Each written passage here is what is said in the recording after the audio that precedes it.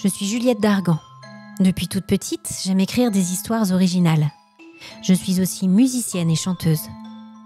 J'ai imaginé 25 histoires de fantômes, de créatures ou rencontres paranormales. Elles sont basées sur des légendes urbaines ou des faits réels, souvent dans des lieux emblématiques ou très chargés spirituellement. Je vais vous emmener tout autour du monde, en immersion dans d'autres réalités, en mots et en musique. Alors installez-vous confortablement et suivez-moi pour découvrir mes rencontres surnaturelles.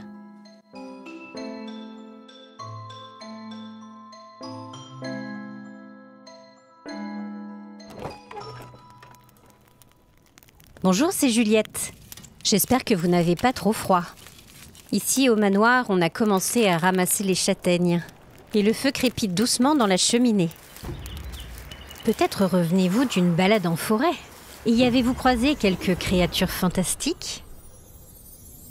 Allez, installez-vous confortablement avec un bon plaid, une boisson chaude et quelques petits biscuits pour accompagner votre voyage en ma compagnie.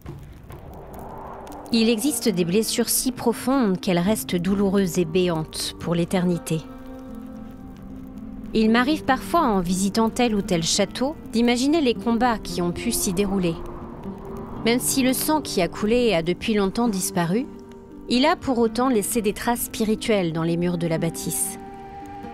Et cet appel à l'aide, si l'on entend bien son oreille intérieure, peut encore être entendu.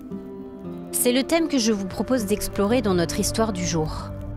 Nous partons en France, au cœur du Périgord, découvrir une légende sinistre, celle du château de Puy-Martin et sa Dame Blanche.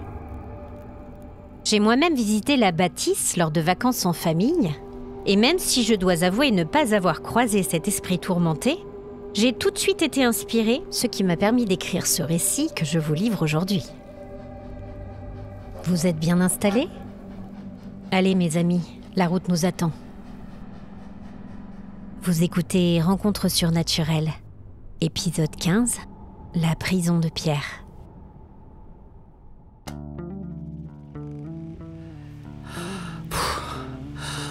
Qu'est-ce qu'il fait chaud!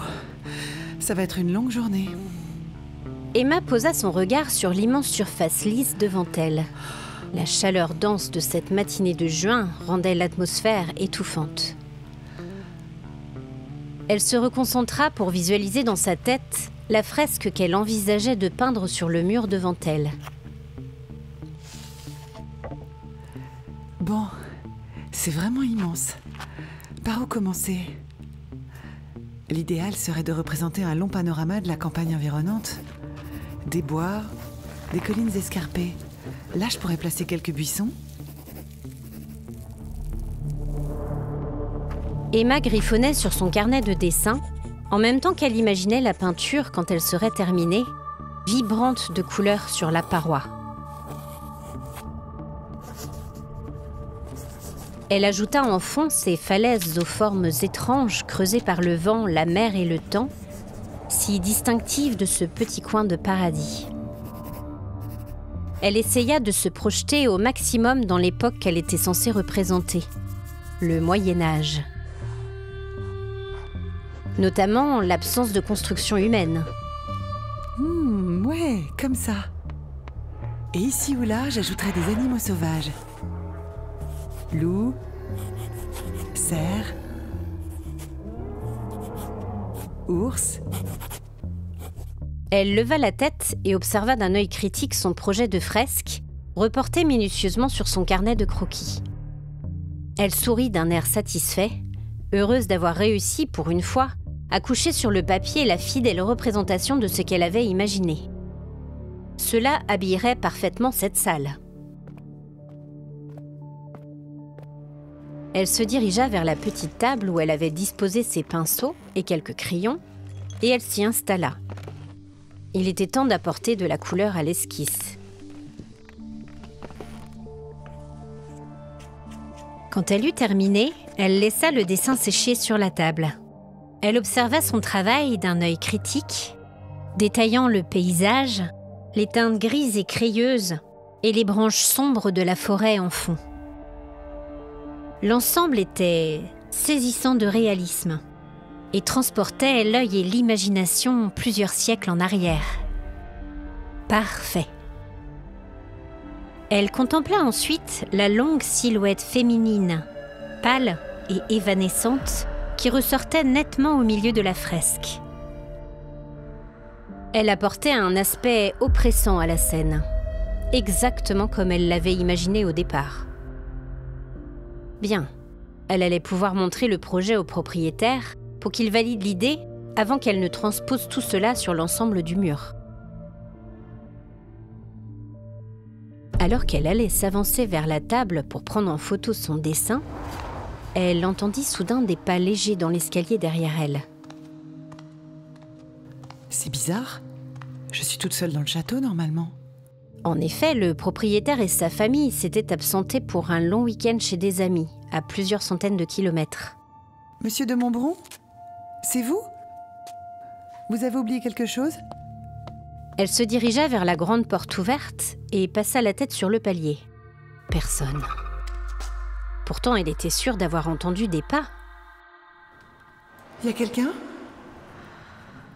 Le silence absolu de la cage d'escalier lui donna la chair de poule. Et un courant d'air glacial effleura son bras, se déplaçant lentement à côté d'elle. Elle frissonna et s'avança incertaine dans le grand escalier blanc, montant les marches doucement à l'affût du moindre bruit. Elle s'arrêta à mi-chemin entre son étage et le grenier. Elle savait que dans les châteaux comportant un toit en lauze, il était nécessaire de laisser l'air circuler. Cela expliquait sans doute ce qu'elle venait de ressentir. Une bourrasque particulièrement forte avait dû descendre depuis le sommet de la tour. Elle continua à monter et s'arrêta bouche bée devant la lourde porte de chêne, bien fermée, donnant accès au grenier. Autant pour son hypothèse alors. Elle se souvint des paroles du propriétaire quand il l'avait accueillie pour lui montrer les lieux. Nous allons proposer une salle dédiée aux Dames Blanches, Mademoiselle Bernard. Et nous allons organiser cela dans la salle adjacente à la chambre dans laquelle Thérèse de Saint-Clar a été enfermée. Enfermée? Vous ne connaissez pas l'histoire de la Dame Blanche depuis Martin? Je crois que ma grand-mère m'en a parlé quand j'étais petite. Mais j'en garde un souvenir assez vague. C'est une sombre histoire qui dure depuis des siècles.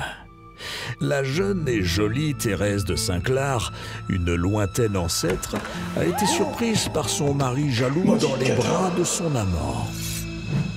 Après avoir tué son rival, il a enfermé sa femme dans cette chambre, juste à côté, et cela pendant de nombreuses années.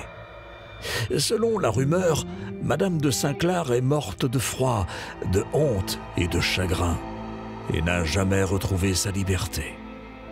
On dit que son mari a même fait emmurer le corps de son épouse infidèle dans la chambre dans laquelle elle était restée captive si longtemps. C'est horrible, la pauvre femme. C'est une légende. Nul ne sait ce qui s'est vraiment passé. Mais le château a la réputation d'être hanté par l'esprit de la malheureuse. Au fil du temps, l'on a recensé des témoignages de bruits de pas, de gémissements, de pleurs et très souvent d'un net courant d'air dans la chambre de Thérèse de Saint-Clar et dans l'escalier derrière nous.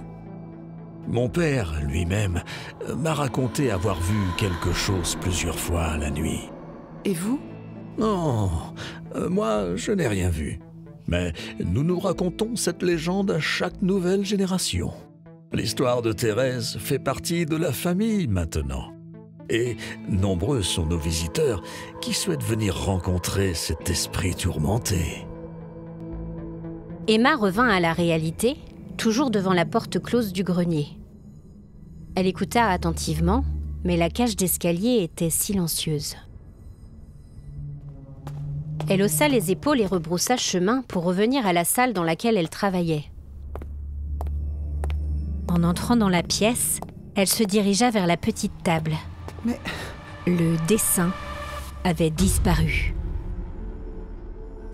Elle regarda partout autour d'elle, derrière et sous chaque meuble, dans la cheminée, mais la feuille s'était bel et bien volatilisée. Mais c'est fou. Où est-ce qu'elle est passée, bon sang? Il était hors de question qu'elle perde son travail. Elle avait passé de nombreuses heures sur ce dessin et pour une fois avait parfaitement réussi à rendre sur le papier ce qu'elle avait en tête. Elle s'apprêtait à l'envoyer au propriétaire par email pour avoir son accord et ainsi commencer la fresque sur le mur au plus tôt. Cette commande la passionnait vraiment, mais on ne pouvait pas dire qu'elle était tombée au meilleur moment. Elle était en pleine préparation d'une belle exposition à Genève pour laquelle elle devait produire une vingtaine de tableaux. Cela représentait une vraie chance pour elle. Mais le château de Puymartin occupait une place à part dans son cœur. Avant son entretien avec Monsieur de Montbron, elle n'avait encore jamais visité la bâtisse. Mais quand elle était petite, sa grand-mère lui racontait des histoires d'animaux fantastiques, perdus dans la forêt autour de la demeure. Elle pouvait même apercevoir les tours du château depuis sa maison d'enfance. Cela avait été un vrai crève-cœur de la vendre après la mort de sa grand-mère. Du coup, elle n'avait pas pu se résoudre à refuser l'offre de Monsieur de Montbron.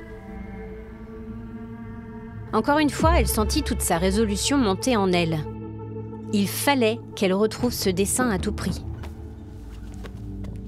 Après avoir une nouvelle fois fouillé le moindre recoin de la pièce sans succès, elle s'arrêta. Il restait un endroit dans lequel elle n'avait pas encore regardé. La chambre de Thérèse de Saint-Clar. Enfin, sa prison de pierre, pour être plus réaliste. Elle s'avança jusqu'à la petite pièce dont la porte était fermée. Elle entr'ouvrit doucement le battant et jeta un œil à la chambre. Ses yeux s'écarquillèrent. Son esquisse était disposée artistiquement sur le manteau de la cheminée. Mais c'est une blague ou quoi? Le cœur battant, Emma se faufila dans la pièce bien décidée à aller récupérer sa peinture. Elle se retourna le souffle coupé, mais il n'y avait personne. Seulement ce courant d'air se déplaçant lentement dans son dos. Ah, mais voilà d'où ça vient tout ça. La fenêtre de la chambre est entr'ouverte. Ça a dû créer un appel d'air. Et du coup, le dessin a dû voler jusqu'ici et la porte a claqué. Elle se sentit soudain très soulagée et se traita gentiment d'idiote en secouant la tête. Elle était rentrée tête baissée dans cette histoire de fantômes et de dames blanches, alors que tout avait une explication bien terre à terre. Elle attrapa son dessin d'une main légèrement tremblante et se dirigea vers la porte. Elle posa la main sur la poignée, mais celle-ci tomba au sol à ses pieds. Elle resta pétrifiée, contemplant sans y croire les morceaux du bouton de porcelaine en miettes sur le sol de pierre. Elle essaya d'ouvrir la porte, mais elle était bel et bien enfermée dans la petite pièce, là où une autre femme, des siècles auparavant, était réputée avoir trouvé un destin funeste, punie par la jalousie et la rancœur d'un mari violent et impitoyable. L'ironie de la situation la fit presque sourire, jusqu'à ce qu'elle se souvienne qu'elle était seule au château et que son portable se trouvait dans l'autre pièce. Elle frissonna à nouveau. Elle alla fermer la fenêtre, mais la sensation de froid était toujours présente. C'était vraiment étrange, ces soudaines baisses de température. Il faisait une chaleur étouffante dehors, et pourtant le vent qui s'engouffrait à travers la croisée mal jointe était glacial. Comme un vent d'hiver. Un vent d'hiver au mois de juin. Elle s'approcha à nouveau de la porte et tenta de la secouer et de la pousser. En vain, bien évidemment.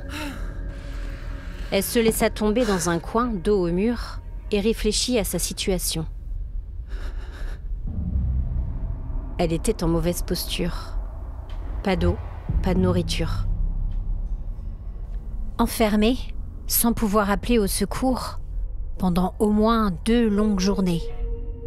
Peut-être 3. Avec la chaleur actuelle, elle allait se déshydrater, c'était presque certain.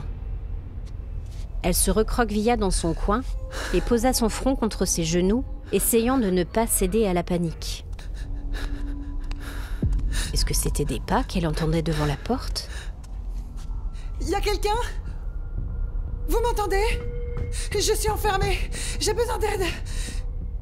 S'il vous plaît, y a quelqu'un? Le bruit ténu de pieds nus frottant contre la pierre sembla s'arrêter juste de l'autre côté. Elle posa son oreille contre la surface en bois pour essayer de distinguer une présence.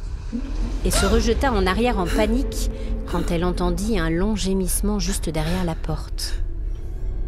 La plainte semblait déchirante, comme si elle contenait tout le désespoir du monde.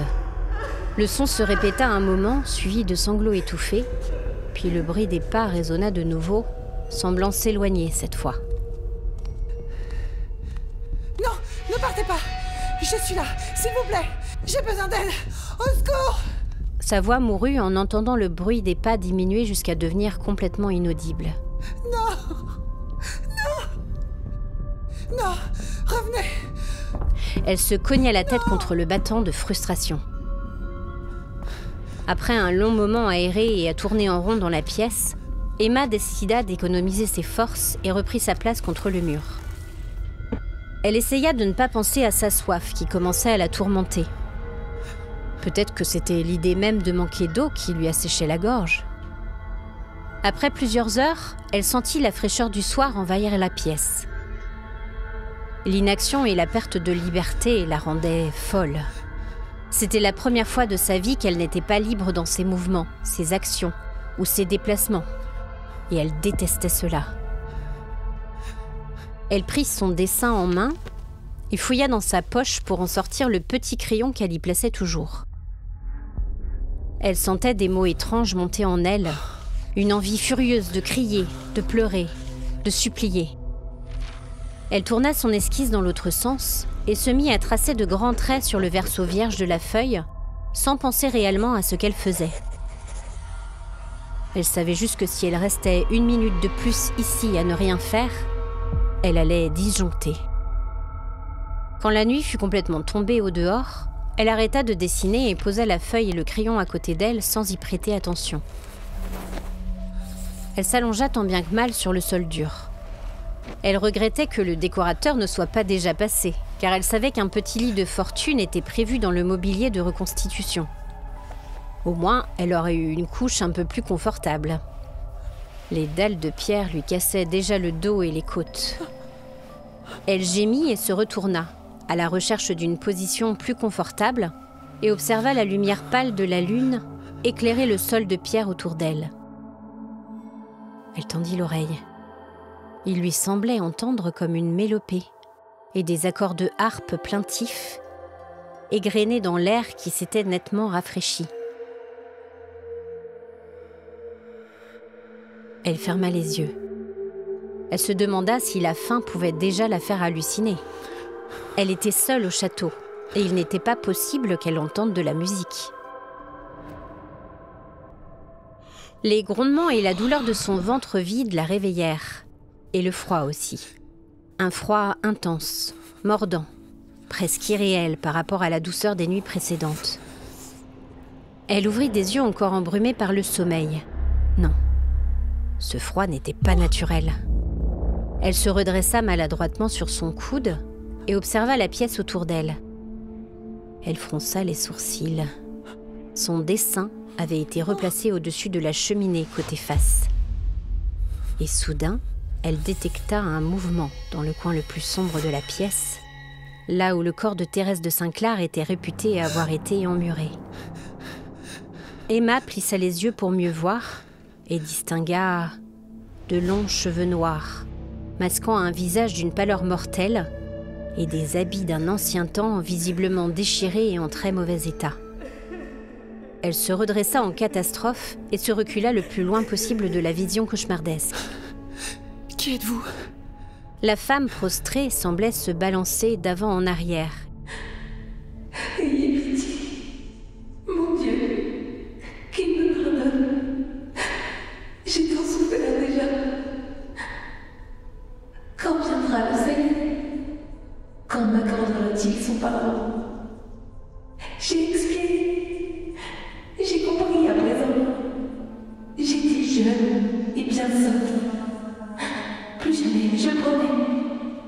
Si seulement il pouvait me pardonner. Pouvez-vous lui dire? Pouvez-vous plaider en ma faveur? Il ne m'écoute pas. Il n'écoute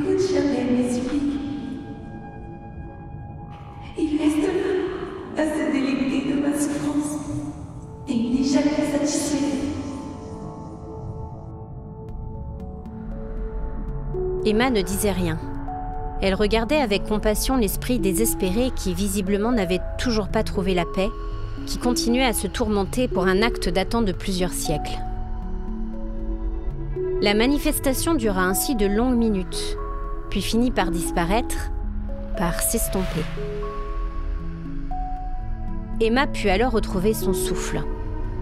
Elle parvint à se rendormir et fut éveillée par la lumière grise de l'aube. Assoiffée, affamée et glacée, elle ferma les yeux, espérant contre toute attente que quelqu'un vienne la délivrer. Elle leva la tête et se releva en trébuchant. La porte de la chambre était ouverte. Le cœur battant, n'osant pas y croire, elle tituba maladroitement jusqu'à la porte et déboucha à garde dans l'antichambre. Ses pinceaux, ses pots de peinture et ses affaires étaient toujours là où elle les avait laissés hier. Elle récupéra son portable, son sac et descendit 4 à 4 les escaliers, claquant la porte de la pièce derrière elle. Elle monta dans sa voiture et quitta l'enceinte du château sans se retourner. Dans la petite pièce, tout en haut de la tour, le dessin réalisé par Emma volta jusqu'au sol et tomba en dévoilant ce que la jeune femme avait tracé sans s'en apercevoir. Sur la feuille blanche, une silhouette sombre aux longs cheveux noirs emmêlés se tenait le visage en un cri de désespoir éternel.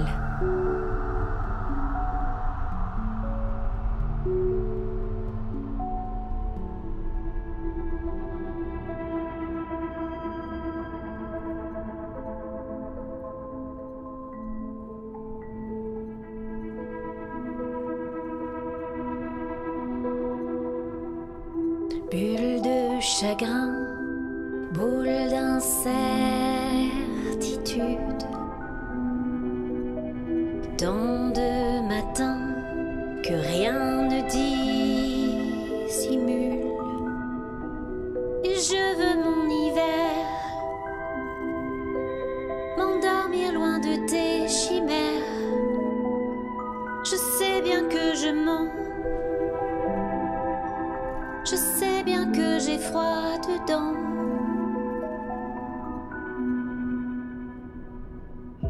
Bulle de chagrin, boule d'incertitude, de nos destins n'est que solitude. Tu dis qu'il faut du temps, qu'aimer n'est pas un jeu d'enfant.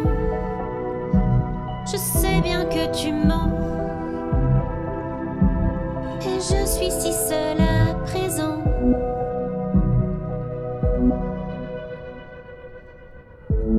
Ainsi sois-je, ainsi sois-tu, ainsi soit-il. Ainsi moi je prie pour que tu fuis mon exil. Mais quel espoir pourrais-je avoir quand tout est noir? Ainsi sois-je, ainsi sois-tu, ainsi soit ma vie. Tant pis.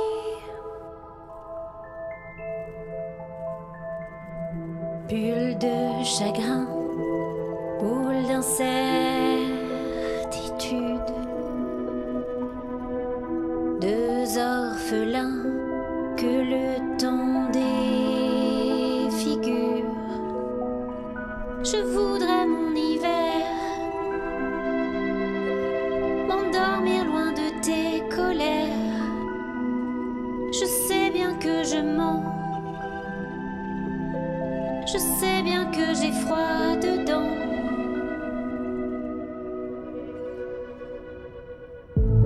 Ainsi sois-je, ainsi sois-tu, ainsi soit-il.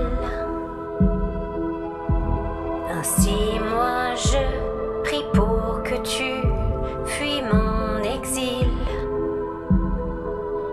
Mais quel espoir pourrais-je avoir quand tout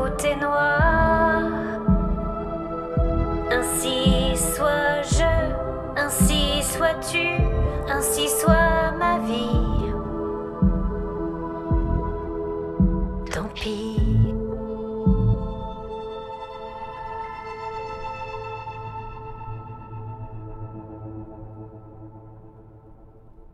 Merci d'avoir écouté ce nouvel épisode de Rencontres surnaturelles.